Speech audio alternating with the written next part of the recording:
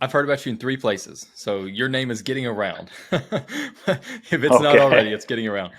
First, I heard about you was when you got AMZ image from Spencer, and then I was chatting with a buddy back in September, telling him that I think I was about to start doing a podcast type thing for brand builders, and and then he recommended that I chat with you and Ace Chapman, and he actually sent me your Okay. Instagram, and he's like, you should totally like you should reach out to this guy on Instagram. You have a great Instagram, by the way.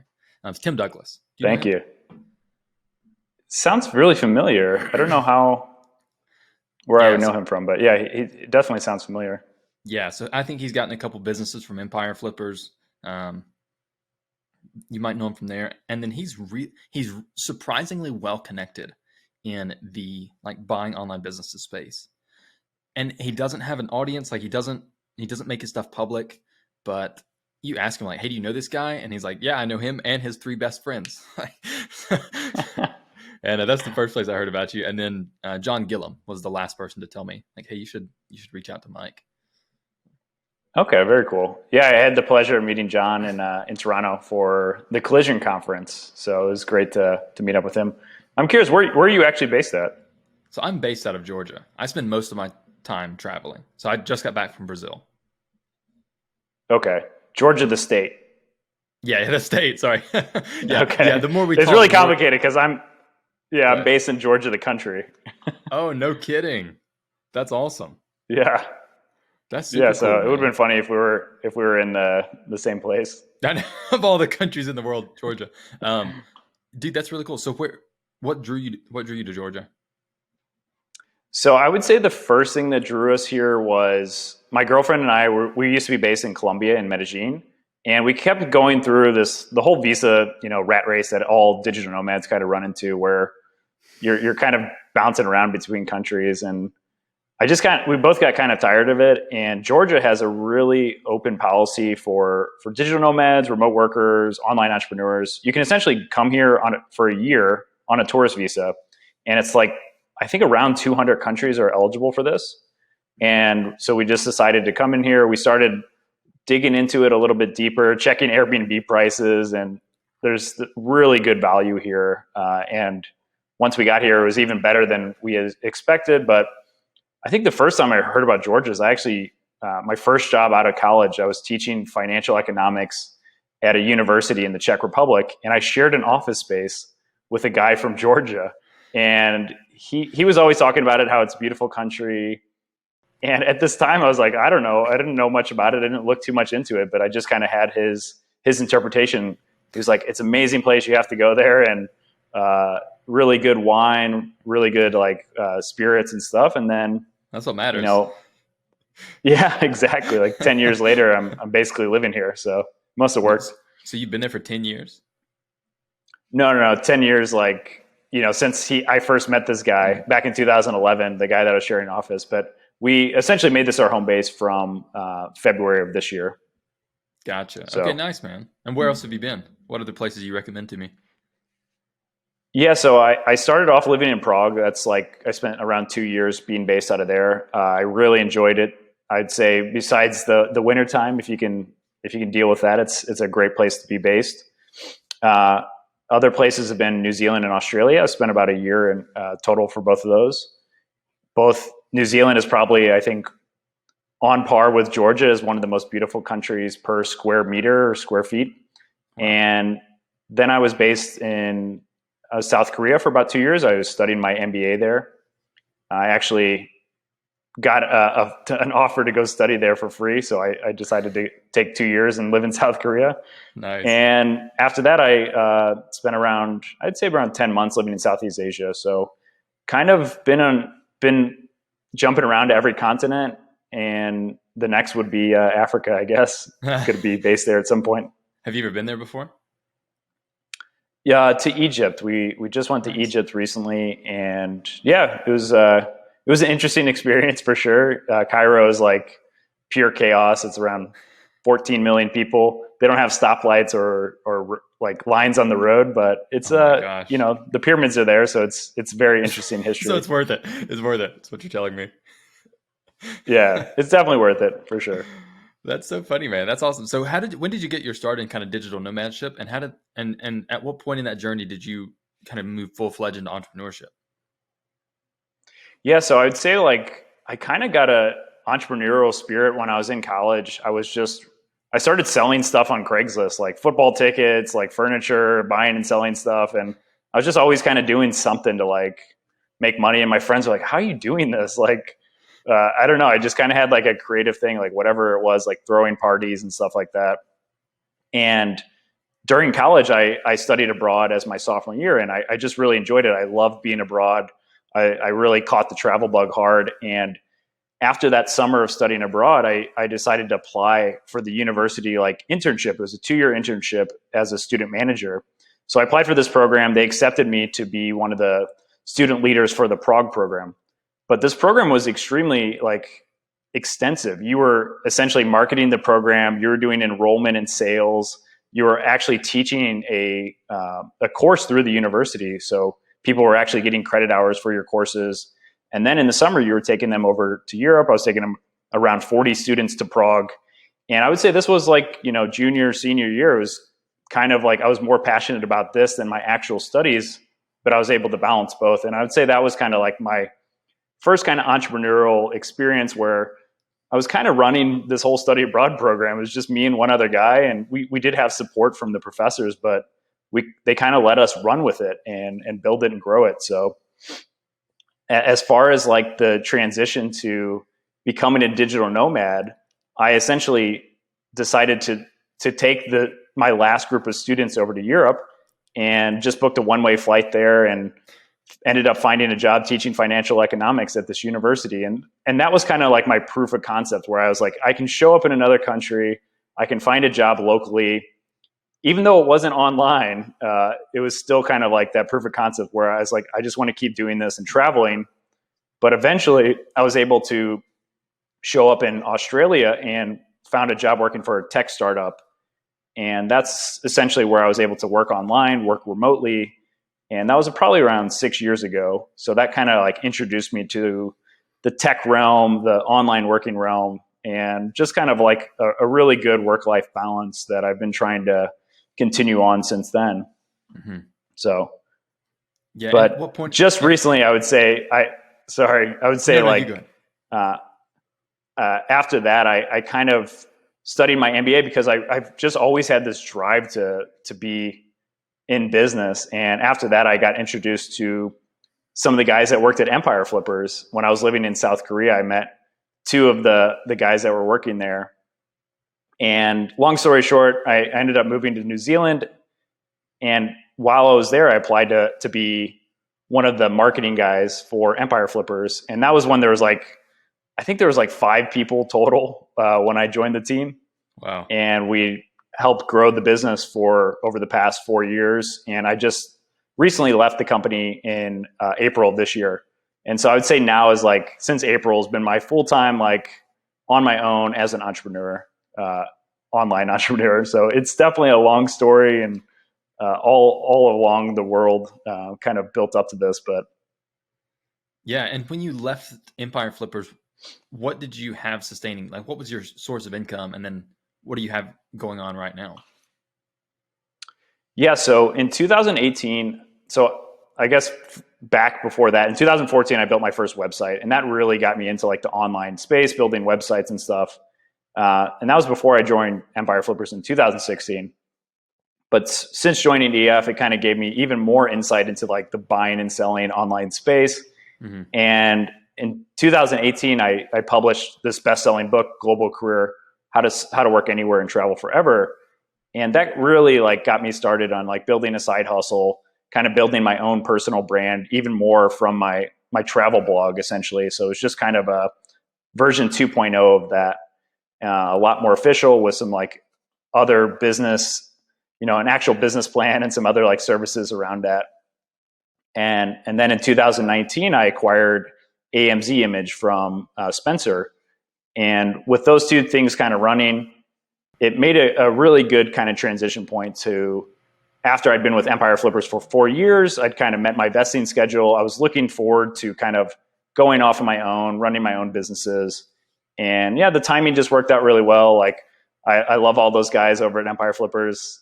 Still have great relationships. Talk on like almost a daily basis with some of them. So it was a great experience for me. That's amazing. I just went and bought your book, by the way, when you were chatting about it. I'm super excited to read it. That'd be good. Yeah, man. But I just crossed 100 5-star reviews, so I'm pumped. Pumped to meet that milestone. boom, man. You know what? I'll go so tonight I'll just like kind of skim through it, and then I'll leave you a good review, and then I'll actually go back and read it later. So hey, we'll awesome, Brady. We'll Appreciate it, man. awesome for you. Yep, for sure. Thanks so much for that. You talk about AMZ image. We talked about this a little bit before the podcast, and I'd like to chat about it again. I remember I was working as, I think it was Spencer's content manager at the time. So I was like the editor with a marketing degree at Niche Pursuits. And I remember he told me that he was selling AMZ image. And I remember thinking, like, that poor sap who bought AMZ image has, like, that guy just gotten swindled. I mean, not that Spencer would ever swindle somebody. It was like, man, that was a terrible investment decision. But go ahead and let everyone know, how that asset has performed, and then what you've done to really kind of turn the tide on it. Because as far as I know, that was a dying asset. Yeah, I definitely saw a lot of opportunity, and I'd say that's like in the eye of the seller and the buyer. There's always going to be a conflict for buying and selling online businesses because the buyer is going to see some sort of opportunity for growth, right? That the seller probably, maybe they tried it, maybe they just like lost interest. And I think in Spencer's case, he'd done such a great job building it, but he just had so many projects going on that I don't think he had the time to really market it and kind of put that full effort into growing it. So once I acquired the business, I was able to actually get my return on investment in under 9 months. So my initial investment was made back, and after 9 months, it's been pure profit. So it worked out really well, and this was all done with a few minor tweaks and changes. One of the biggest ones was just increasing the prices. I asked Spencer, I was like, hey, how did you come up with this price? What prices did you test? And he essentially said that he hadn't really played around with the pricing at all. He just kind of based it on, I think, probably on a competitor pricing. So this took me down a whole rabbit hole of pricing psychology. A lot of people price based off competitors. A lot of other people base it off of, what problem they think they're solving. And I just tried to utilize a lot of this pricing psychology to figure out what pricing would work, and essentially just kept increasing the prices until there was a level off and until there was a bit of a plateau when it stopped growing. So increasing the prices right away, changing the structure from a one-time fee to an annual recurring fee, because that's going to help a lot, increasing the multiple when I want to flip this business in the future, because I'll have those recurring customers. And then number 3 was just doing some basic best practices for CRO. One of the best things that I've done is just adding an exit intent pop-up. I know a lot of people hate it, but this free plugins made me thousands and thousands of dollars in allocated or attributed sales. Yeah. And let's chat about those just some free plugin that I use.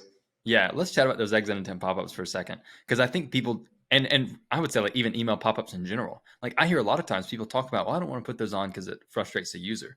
Well, like if the user's not going to sign up, and if they're already exiting anyways, then statistically there's a really good chance you've already lost them. So like, why not? So it's very comforting for me to hear like the exit intent pop-up works, because I think they almost always do. If someone's exiting, you've already lost them. Why not try one last time?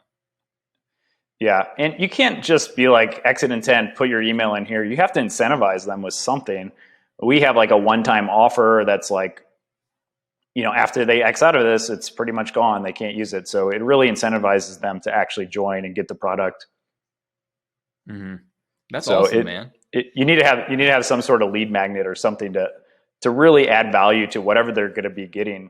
Just like put your email in here. What am I getting for that? And right now, people, they don't want spam. You really have to go out and get creative on something that your ideal customer is going to want.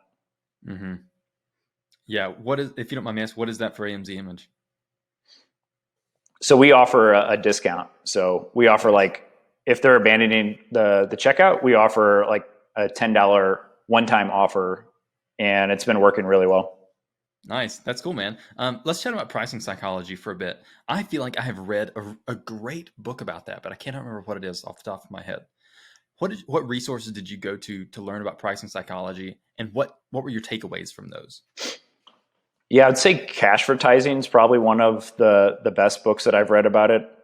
Uh, it utilizes a lot of actual like real world psychology cases, and I think it's definitely worth reading if you're doing any type of pricing in the online digital space.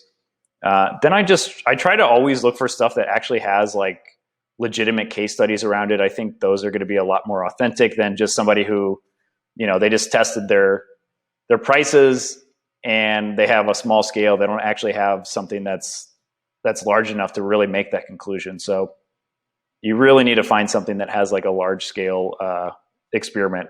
And I think with pricing psychology, we see it all the time. You go into Walmart, you go into a grocery store, you go into anywhere, any type of online stuff, place, like Amazon's probably one of the best at it.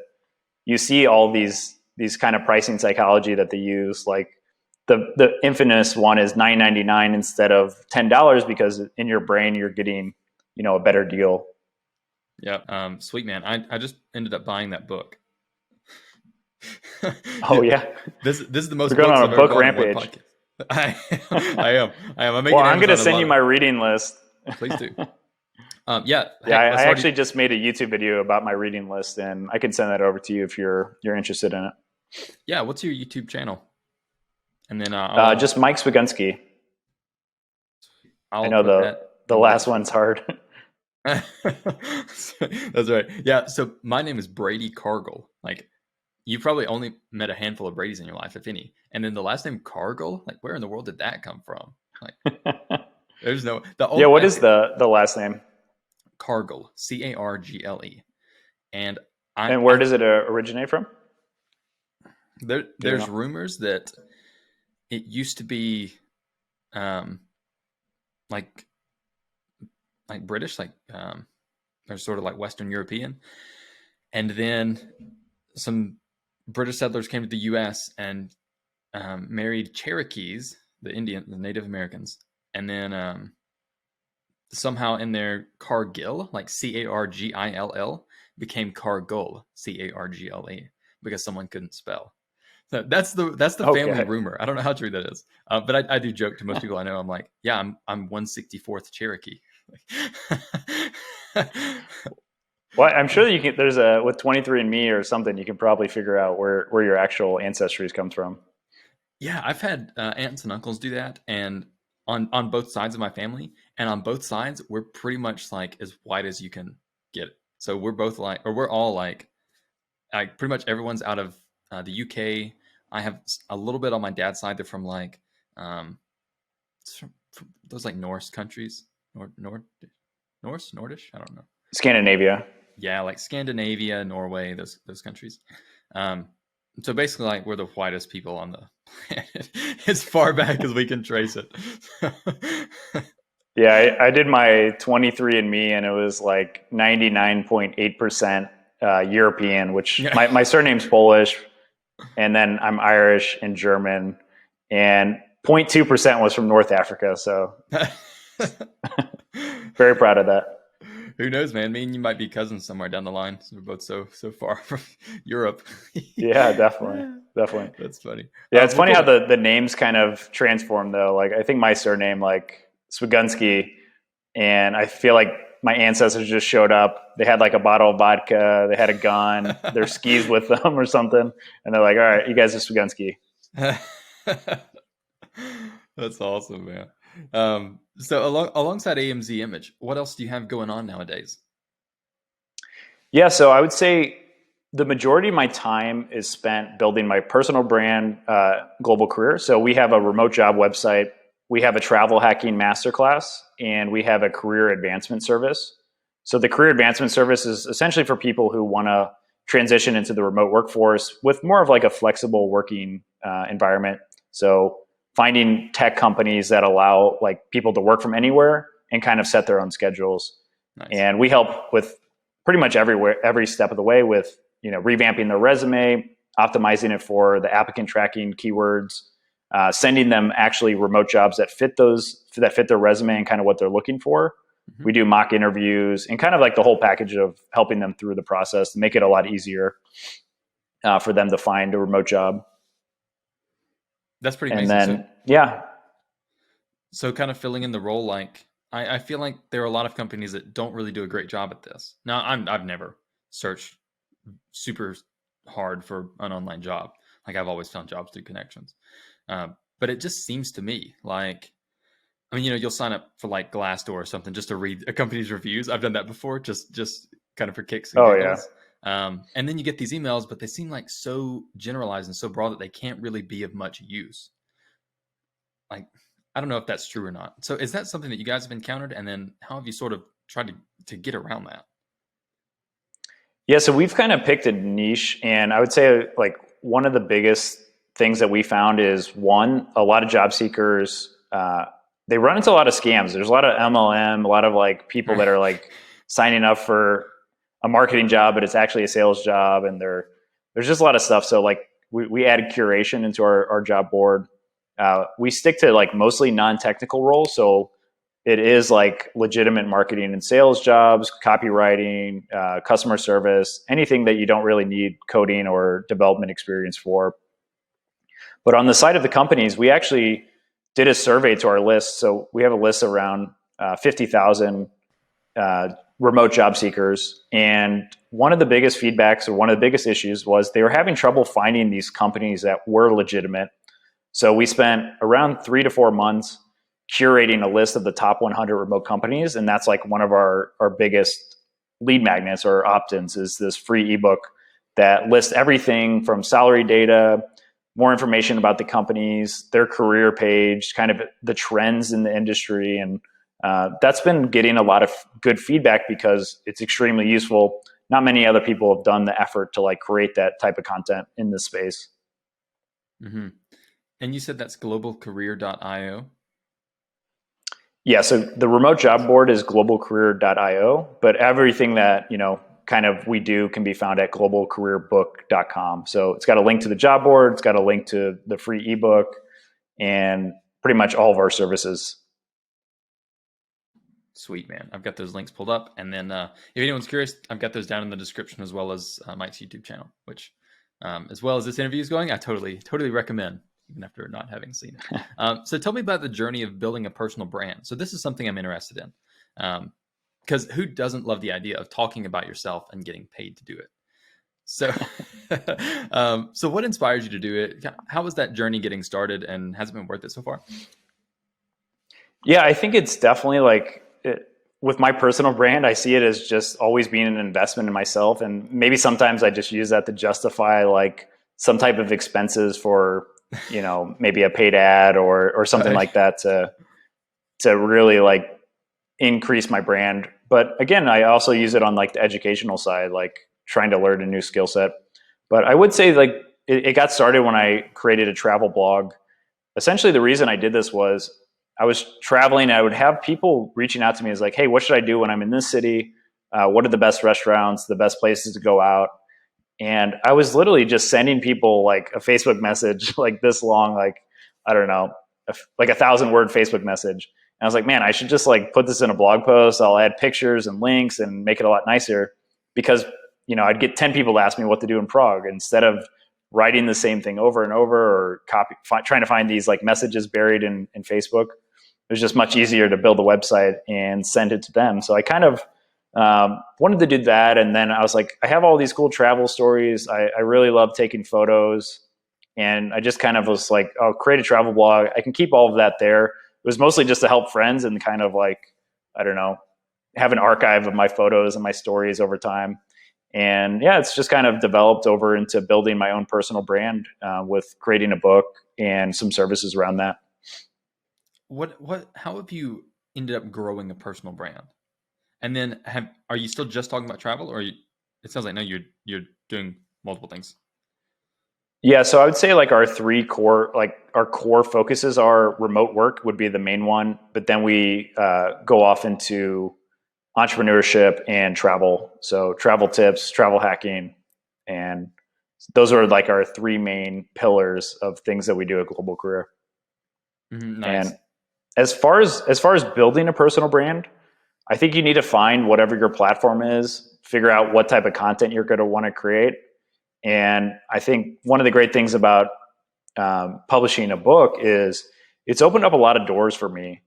It's just like, especially now, it's more relevant than ever. I published it around 2 years ago, and it was kind of cool at the time. I think maybe a year or so ahead of the curve about remote working, but now it's just everyone's talking about it. So it's good to be kind of at the front of that wave.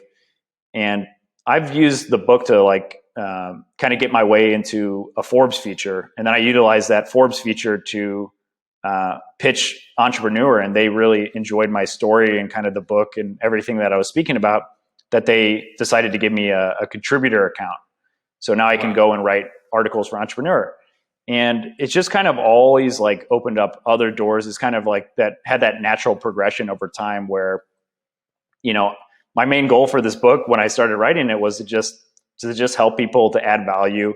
I surveyed a lot of people that had been traveling, had been kind of like doing the digital nomad stuff, and they had never heard of like the working holiday visas. They had never heard of like a lot of other things that I thought were just really common, but they weren't. And if they didn't know about it, then I know, the average Joe or so you say in the US wasn't going to know about it. So that's what kind of really inspired me to share my story, but also give a blueprint of another alternative lifestyle where you can continue traveling.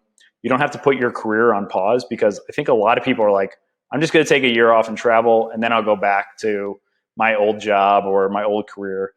But with Mhm. this book, the main goal was to help people how you can continue traveling while still advancing your career, while still generating an income through remote working, through working physically in other locations, or even building up into your own entrepreneurial venture. So there's a lot of different paths, and I think that's one of the big issues in the U.S. is we don't really present these alternative paths to people. It's just high school, college, get a job, get married, get a house, like, which is great. And I'm not saying this lifestyle is for everyone, but we should at least be kind of presented with a few other options out there. Mhm. And I think we need to create a different culture where that's a little bit more common. Yeah, I remember when I told my parents that I was leaving college. So I went for 1 year. I was studying economics, and had I had started reading the 4 Hour Work Week of all the books, and then it went into some of MJ DeMarco's books. But anyways, I just got kind of hooked on this idea of entrepreneurship, and what appealed to me wasn't so much the idea of like making quote unquote passive income, though I thought that would totally, as a 19-year-old first getting started, I was like, oh yeah, that'd be totally sexy. Surprise, surprise, that doesn't Right. exist. Uh, but I started to like get really, really into this idea of entrepreneurship. And I was like, look, I think there's a better way to live my life than to become a financial advisor and work until I'm 65, 70, 75 by the time I get there, and then retire with just the last dregs of my life left. Like, there's got to be a better way. So I ended up telling my parents, like, hey, I'm not going back to college. And Oh, I, wow. I, yeah, so I can say of my friends and family at the time, I mean, this is gonna sound like it came off like CW, like so melodramatic. Like, oh my gosh. But there was not one person in my life at the time who I told that decision to, and they said, that sounds like a great idea. Like everyone was like, no, no, you really shouldn't do that. And honestly, like like looking at my skills at the time, they were totally right. Like I had zero skills. I was the average 19-year-old American who was probably an expert at Call of Duty, but nothing else, So, but yeah, man, there's totally different paths out there. So let's kind of get into the nitty gritty of this now. First, I want to talk about your book. What did you decide would be the best marketing path for your book, and then how did you execute on that? Yeah. So as I was writing the book, I just kind of like initially I was like, I want to write this book, and I just want to write it to help people. And I started talking to like people who'd published books, people who are in the publishing space, and they're like, dude, you need to have this book lead somewhere. Like, you can't just write a book and not try to like funnel it towards something. And I was like, Mm, no, I don't care. I just want to help people, like whatever. But then it kind of got me thinking, it's like, what other valuable things could I create around my book? And I was like, a remote job board for non-technical remote jobs. I was like, that'd be a great idea. And I kind of built the book first and then built the business around it, whereas most people kind of do it in reverse, I think. So I built the remote job board, and then I started adding like other services and just trying to test something, because one of the great things about this job board is it started generating a lot of traffic. It started generating a lot of people who were kind of interested in it, in like career advancement. So building career advancement, these people are also wanting to travel around the world and become digital nomads. So building a travel hacking course around that as well has been really fitting for kind of my core audience. So it's all had this natural progression. And as far as like marketing the book, I would say the email has been my kind of domain. I built my email list with incentivized giveaways, and there's a really cool platform. It's called Dojo Mojo, where you can partner up with other big companies who are a little bit more established, and you can offer to essentially like do email giveaways, and you share the email list afterwards. So I was partnering up with a lot of like big e-commerce brands, a lot of big like just travel blogs that were all US based people, kind of my core demographic, and then doing a giveaway. But once they joined that giveaway, they'd go down like a 10 email automation drip campaign. And that's what I love about the email platform is, with these 50,000 email subscribers, I send an email out, it goes to 50,000 people's inboxes. It's not like Facebook. It's not like these other platforms where you post something now and less than 1% actually even gets an impression on it. So you do have a lot more control, and you can use these email lists to also set up like retargeting ads, lookalike audiences, and there's a lot of other creative things you can do with it. So I would say email marketing has been my biggest growth platform for marketing my book and my services. And the way you grew that email list was like, what percentage of it was, say, the incentivized giveaways, which, by the way, have been huge for my company, BrandBuilders. We did one back in September, and I think our email list grew by like 2,000 people. Our YouTube channel as well, and we made quite a bit of revenue off of it. Yeah, I would say probably like we were doing it at the beginning. We just didn't know where to start off. I would say like probably 15,000 of the 50,000 people came from the giveaways, because we were partnering up with some really big brands that have like 1 million, 2 million people on their list. And wow. So Dojo Mojo is a really good place if you can find partners that are kind of like you have synergy with them. I think there's probably a lot of industries where it's not going to be targeted enough. But for my book, it is kind of a wide, as long as they're Americans and kind of in a certain age range, they're going to find some sort of value out of the service, I guess. Nice. And then have you also used that email list to grow your personal brand? Or how much of the email list growth has come from your personal brand? That's just your travel side, you personally. Yeah, I would say honestly, all of it's connected to my personal brand. So even though like on the remote job site, it's not like in your face, but as soon as they sign up, they get an email from me and they kind of get introduced to how the job board works, all the free resources we have. And essentially I'm trying to add as much value in the beginning, and then just kind of introducing people to other services that we have for career advancement, for travel hacking, for other, if companies want to post a job, they can also hire through our platform. So primarily just, it's all connected because every email they get is from me essentially. Nice. Very cool, man. Now, does that being tied to you, how much does that affect the equity and sellable, like the asset itself? Like how sellable is it? Yeah, I would say it's probably not super sellable, and my intention is not to flip this business. So I've kind of gone in with that mindset that it's my personal brand, it's my book, and I'm building a lot of stuff around it that I wouldn't want to sell. I could potentially do some type of partnership stuff in the future. But as far as like just straight up flipping this business, it would be really hard because so much of it is tied to my personal brand. But that doesn't mean in the future, like there's a lot of people that have kind of taken steps back from their personal brands, and somebody else is just kind of, sending the emails and stuff. So it's definitely possible to do that. But I think at this point in time, this is kind of my passion project, and I don't see any time that I want to sell it. And I've kind of gone into AMZ Image with the approach where I don't really want to be the face of AMZ Image. So I'm happy to talk about it and happy to like discuss it, but I'm planning to flip that business probably within the next year or so. It's just right now the multiples don't align with the growth trend. So it's growing too fast than what I would get if I was going to sell for it. So right now it doesn't make sense, but I think in the next probably 6 months to a year, I'll be able to make a six-figure exit from there. Nice, man. Got some pocket change there. Yeah. Yeah. And then just keep, ideally I want to have a kind of a small portfolio. I don't want it to be huge, but I do have a few other niche websites that I own. And, I do want to build kind of a smaller portfolio.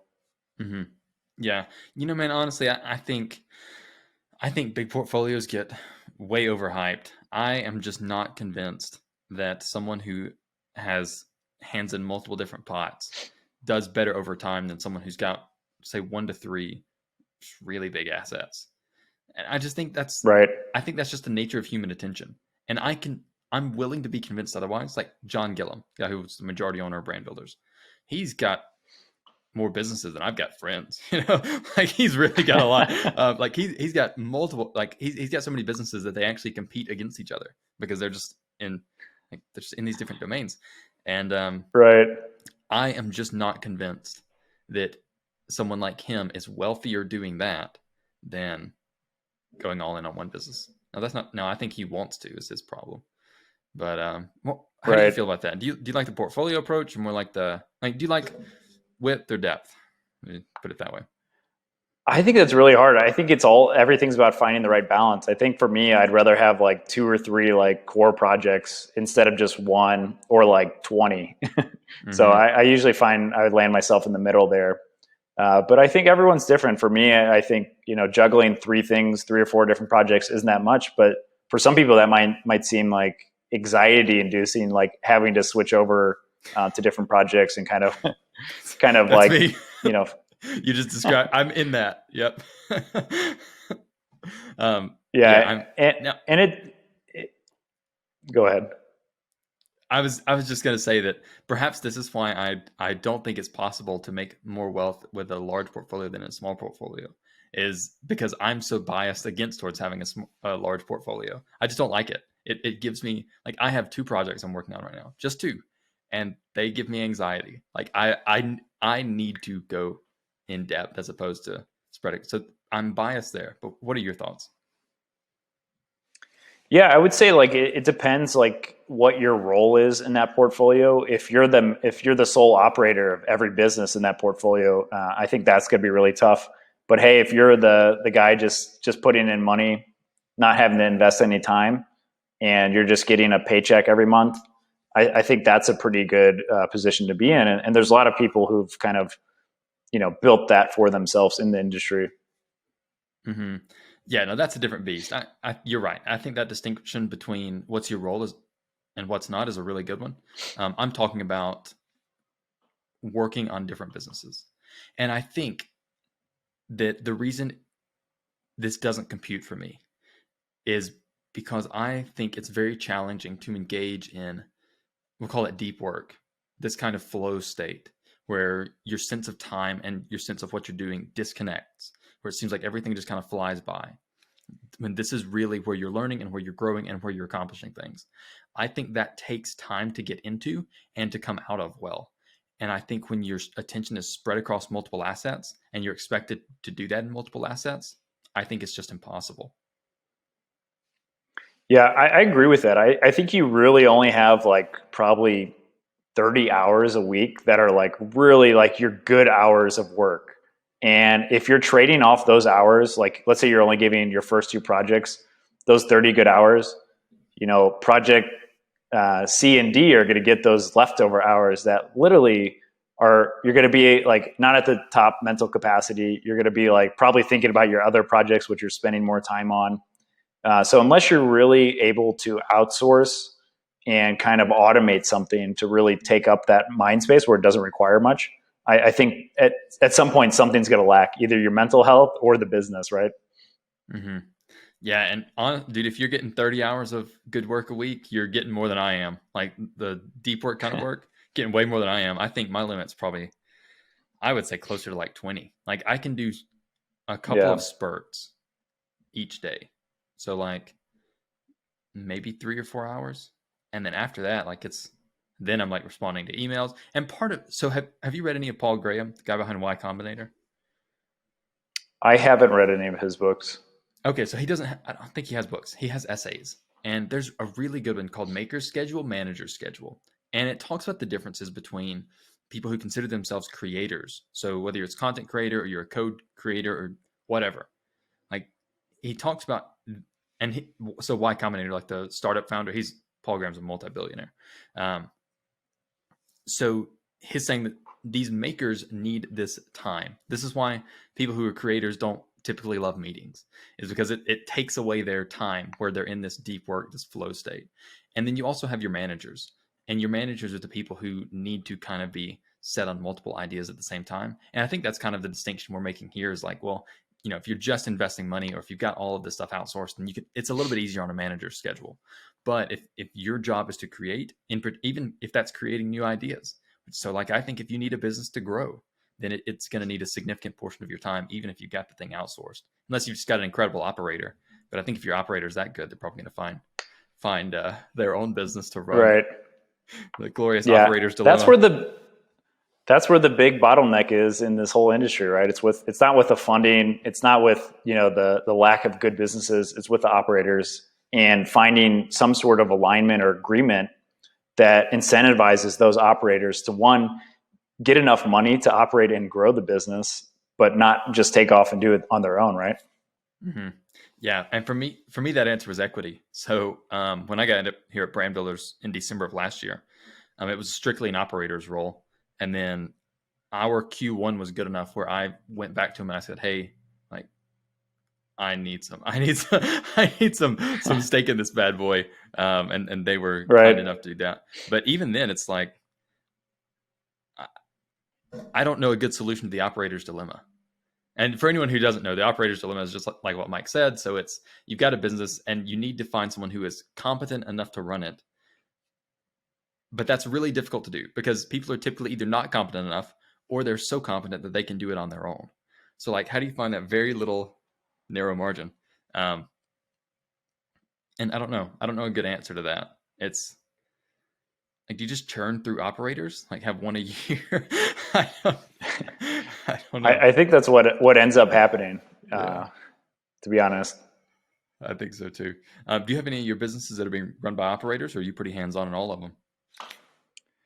I would say right now, yeah, I'm hands-on on most of them. A lot of them are like my affiliate websites are, nothing's being done with those. They're just kind of ranking, and they've been holding steady, luckily. But I do have a partner in one of the larger ones, larger affiliate business. So we do have plans to continue adding content, but we'll outsource all of that. As far as AMZ Image and Global Career, I have a customer service person and a virtual assistant, and then I have some devs that, they're just on call. Like we do, something breaks or something needs to be updated, then they're willing to jump in there for a good rate, and they kind of already familiar with how everything works, so it saves both of us a lot of time. But yeah, I would say I'm the one kind of running it, but I've tried to outsource or automate as much as possible. I usually start with automation. Then if I can't automate it, I outsource it. And if I can't outsource it, then I just end up doing it myself. What does your typical day look like with your different assets? Yeah, so I've kind of gone like I've tried to limit myself to around 20 hours of work a week because I've noticed anything after Nice. that, like you mentioned earlier, is it's not really deep work. I end up just like fiddling with stuff and not really like making as big of an impact as I can. So usually on Sundays, I'll kind of plan out every day. I want to try to get one or two things done. What are those things breaking down by each day? And I just focus on those. And, obviously there'll be some things that come up. I would say right now, my biggest focus is on content creation. I'm putting out 2 new YouTube videos every week. And I've been I've been going on a huge kind of like podcast virtual summit, cycle or circle over the past few months. And so I would say just kind of creating content and trying to give back. Like I've gotten so much out of this community that I really want to help people get started, get inspired, and kind of like elevate everyone if possible. Like if I can even just help one person out, then that's that's great for me. That's awesome, man. And then what do you see as your next steps? What's in your future? Yeah, so honestly, I want to keep growing Global Career. I think it's still, we've really just scratched the surface with it. We started, I have a company doing ads for KDP ads now, and it's something that I experimented with the past and saw some pretty good results, but it was kind of just breaking even essentially. But now with these new ad platform, people that have a lot more insight than I do, they're seeing really good results. So they're making really profitable ads, and I see it as something like we're only in the early stages, so it's only going to scale up from there. So I would say 2021 is going to be continuing a big push for Global Career. I want to get back on the speaking circuit. I was set up to speak at like 3 or 4 physical conferences this year, but all of those got postponed until next year. So we'll be hopefully back on the speaking circuit again next year if those live events do continue to happen. But yeah, I would say that I'm helping a friend exit from their drop shipping business as a co-broker. So I do a little bit of co-brokering still. And yeah, essentially I do want to try to acquire one more business next year. I'd say that's going to be maybe sell AMZ Image and maybe acquire another business. I would say that's kind of the future plans. Nice. That's awesome, man. Good for you. What conferences are you speaking at? I'll see if I can make it to some of them.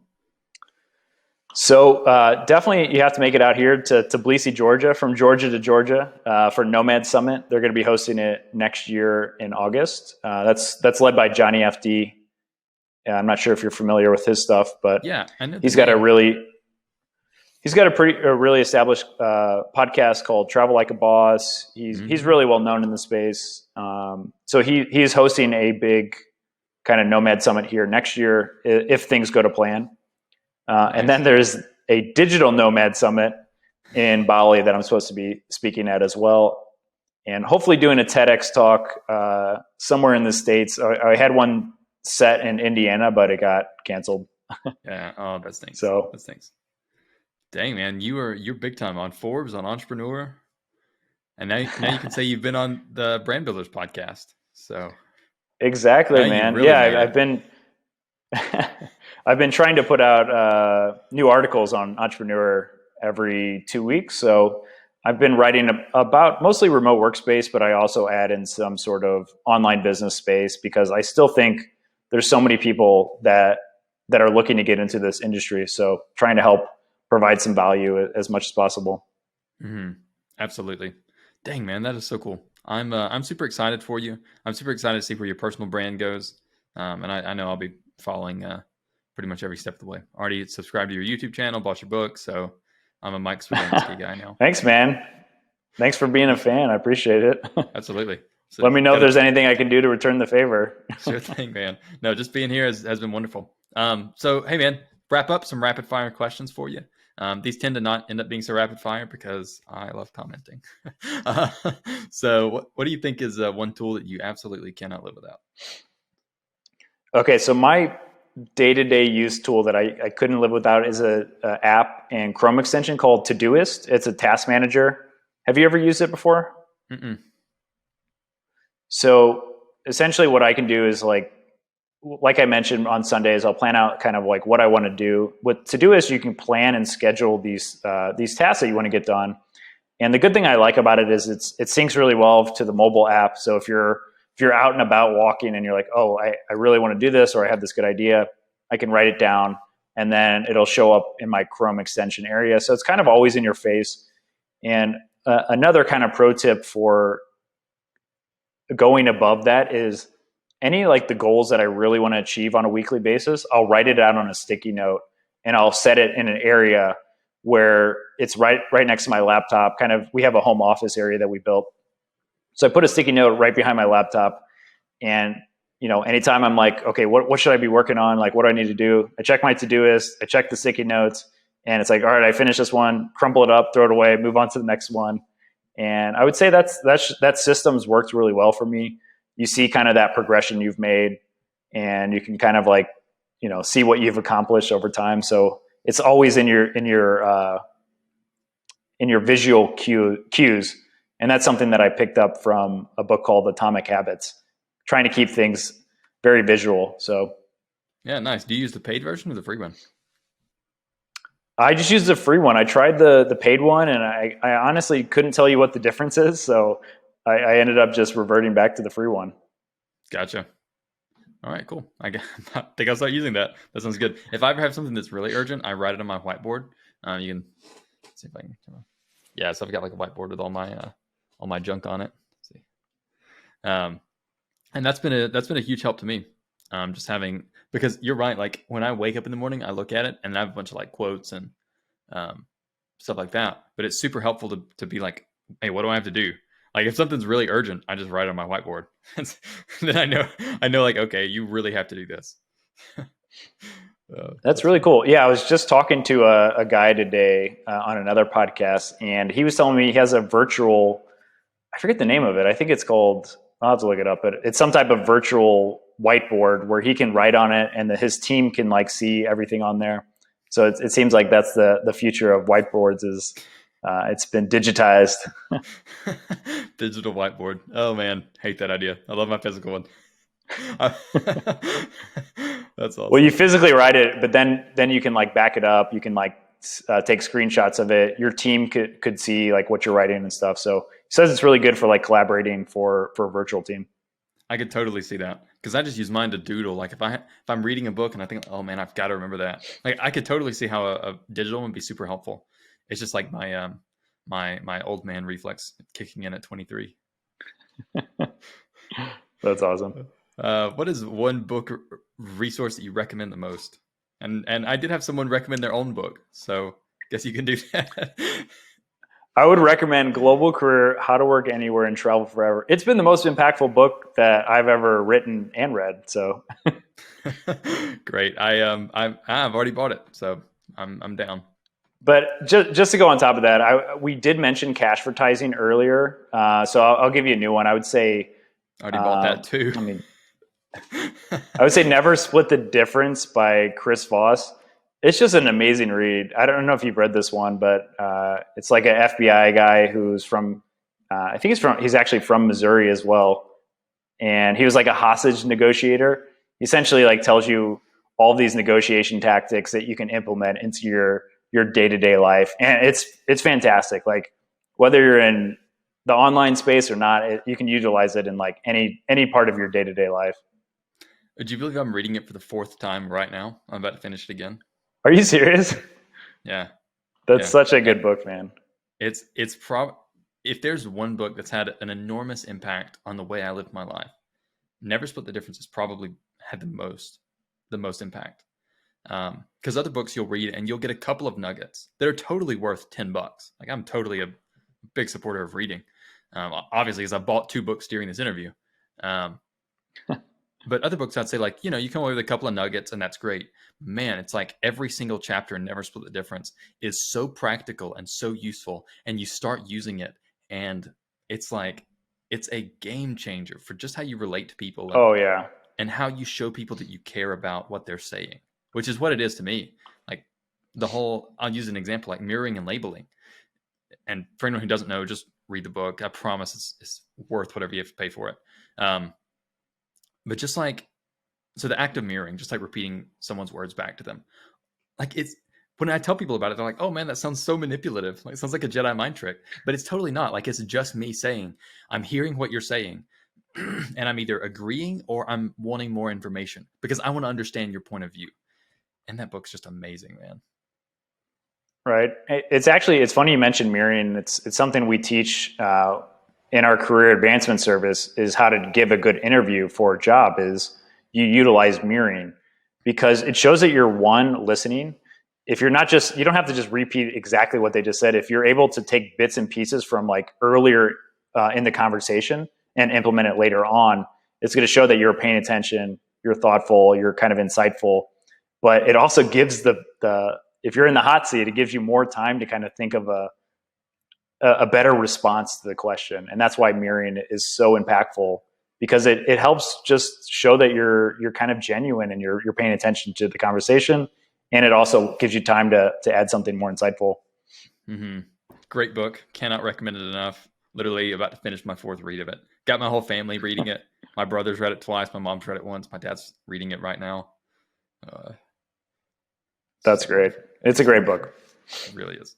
What's one way that you have cut expenses this year?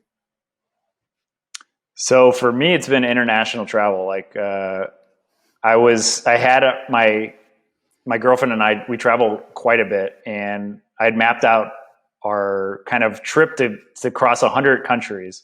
So my 100th country was going to be her 50th country, and it was going to be a whole like kind of celebration. But all of our trips started getting planned. On the flip side, I've saved a lot of money and I've made a lot more money. So it's been good, and I'll get back onto traveling internationally, hopefully in 2021. That's awesome, man. That's great. That's great. Yeah, I think people don't realize like how inexpensive it is to travel internationally. So just to give people an example, I just got back from Brazil, where I was living for 3 months. It's less expensive for me to live in Brazil on a beachfront property in what's basically Rio, basically their most expensive city, one of their most expensive cities. I can do that for less money than I can live with my parents in the U.S. Like, I'm not kidding. Like, it's crazy. It's ridiculous. The geo arbitrage is crazy, and especially here in Georgia, that's one of the things that I recommend about it most, is because you can really save money, but you can also elevate your lifestyle. Like, we have a chef, we have maids, we're able to like have a much larger place than if we were going to live in the United States, and we still have a lot of I guess room to save for money, and you don't have to spend that much to have that lifestyle. So the geo arbitrage is probably one of the best things about being an online entrepreneur or digital nomad, I would say. Mm-hmm. Yep. Love it. What's your most successful strategy that you've done this year? Ooh, that's a good question. I would say the most successful thing, and I didn't invent this, I heard it from a friend. I'm sure you've probably seen this guy. His name's Austin. I believe it's Distal. He's like the face of Unsplash. So if you've ever seen his photo, you might have to Google him. But he was essentially telling me, he's like, yeah, I'm basically on all these stock photo websites, and his face is basically like, anytime you've like searched for a stock photo like digital nomad or like entrepreneur, he's like always on the top page. I'm sure you've seen him somewhere, either in an ad. But he told me about this tactic that he was doing with Unsplash, where I was like, why do you do this? Like, why do you have your photo everywhere? And he essentially explained that the SEO benefits was to get a backlink to his website. And it got me thinking, it's like, I have a whole portfolio of photos that I'm just putting on Instagram and social media. I was like, why don't I just, give this out to the world for free? And every time somebody uses my photo, they're instructed to essentially give me a free backlink. And I've had like, I don't know, around 10 million impressions from photos, around 50 or 60,000 people downloading those photos, uploading to their own websites, and giving backlinks to me. That's sweet, man. Might have to. I don't know that. Yeah, so it's a free backlinking strategy. I don't know that I'm photogenic enough to get my own backlinks through photos. Well, it could be anything. Like I have like, I have a drone, so we do a lot of drone photos. So we've been to a lot of places where people just haven't been with a drone. So we're able to, be not really have much competition to get people using those photos. That's cool. Okay, I see what you're saying. I thought you meant like personal pictures of your face. It can be anything. It can be portraits or landscape photos. Okay, that makes more sense, because I'm looking at this guy's Unsplash account. I'm like, well, there's a lot of his face on here. I was like, I don't know if I have the face for that, but I can see, like, yeah, man, having a drone, that's awesome. Don't sell yourself short, man. You're a good looking guy. Thanks, man. Thank you. I would love for a beautiful Colombian to think that as well. So we'll see. What do you think is a great business that doesn't exist today? So I was actually like, this was probably, I think, the hardest question out of all of these. And I was actually talking about it with my girlfriend, and we're like, what should I say about this question? And I just kind of threw out the response that I was going to say, but in the shower, I was like, it got me thinking about the medical industry and how there's not one like good place to store all of your medical records that's accessible between every different hospital, domestically and internationally. And the reason this came up is because I was traveling. We were both traveling to India, my girlfriend and I, and we were like, "What shots have you had? What vaccinations have you had?" Because we wanted to get some of like the core vaccinations that they recommend before going to India. We just wanted to have the basics. There's probably like 15 other vaccinations that they recommend, but they weren't worth going into because we weren't going too far off the beaten path. So, anyways, the problem was trying to find my vaccination records was such a hassle. And this is something that it's 2020. It should be digitized. It should be like something that's, I don't know, a lot easier to find. I actually had to contact my old university because they had like my last record of vaccinations. And I just think that's crazy that we live in a time where it shouldn't be like that hard to find your vaccination records, and there should be some sort of like, I don't know, digital vault where hospitals can check this information. They do have some sort of systems that they use, but they just aren't all interconnected. They're not like universal. So some type of business that's able to kind of keep track of your medical records and allow those medical records to be accessed from a doctor at any place in the world. I think it'd probably save a lot of lives because, you get sick or something, they can look at your medical records instantly and they can figure out what best treatment to give you and stuff. I think that's a brilliant idea. That'd be amazing. You said you mentioned that to your girlfriend. Is she pretty entrepreneurial as well? Yeah, so she actually has a business called thevideopodcast.com, and she helps people repurpose their audio content. And, even like a video podcast like this, she'll help find the most impactful clips, and she'll cut it up into like 2 to 3 minute clips that you can repurpose that for social media promotions, for paid advertisements. And so, yeah, it's a really great service. It's kind of an unlimited thing. So if you sign up for an unlimited package, you get, I think it's between like 5 to 7 clips per week. And it's really hands off. She just goes back through all of your audio podcast or your video podcast and creates the best clips from it. Yeah, this is actually really cool. This could be super helpful for the YouTube. What do they call that? YouTube? The little like 60-second clips are on YouTube now. Right. Yeah. So there's a lot of use cases for it. A lot of people who just have an audio podcast and they're like, it's really hard to just, promote an audio podcast on social media, or people who just want to like chop up their hour-long video podcast into like more impactful stuff, share it with their social media audience. And, people's attention span is really small. So like most people only want to watch, 2 to 3 minutes anyways, right? It's going to be a different type of audience that's going to watch for the full hour. So this is some really things cool. make for better. Yeah.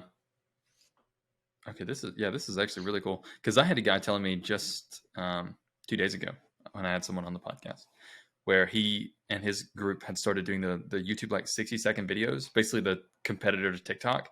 And he was like, man, there's just no one on here right now. Like, just no one's doing this. And he said they did one like little clip and it ended up getting like 1 million views and ended up bringing him like 5,000 subscribers or something ridiculous. And he said it was just like nothing. Like it was just like a little video clip. From one of their published videos. Yeah, is that not crazy? Yeah, that's some pretty sweet subscriber growth. So this is actually something that I'm going to take a look at. So thanks for letting me know about this. This is man. Great. Well, let me know. I can definitely send an intro, and she'd love to have you as a customer. Yeah, I'll definitely consider this for sure. Awesome, man. This has been a joy, Mike. Thanks so much for hopping on. If people want to learn more about you or figure out what you're doing, where should they go? Yeah, so the best place to go is globalcareerbook.com. And if you have any questions, you can message me on Instagram, swigmeetsworld. I'm very responsive to people. So you can also send me an email at mike@globalcareerbook.com. Sweet. Mike, thanks so much for hopping on. Really enjoyed it. Great podcast. Thanks so much, Brady. It was an absolute pleasure, man. Take care and keep in touch, buddy.